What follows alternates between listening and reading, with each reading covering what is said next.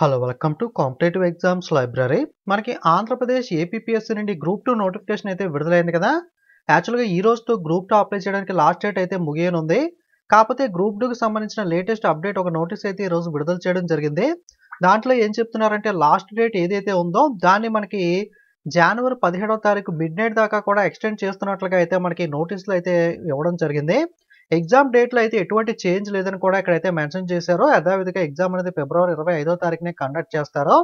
మనకి అప్లై చేసుకునే last date మాత్రం చాలా మందికి ఇష్యూస్ వల్ల, సర్వర్ ఇష్యూస్ వల్ల ఇంకా అప్లై చేసుకోలేకపోయారు కాబట్టి, వాళ్ళకి అవకాశం మిస్ కాకూడదన్న ఉద్దేశంతో మనకి జనవరి 17వ తారీఖు దాకా అయితే మనకి డేట్ పెంచడం జరిగింది.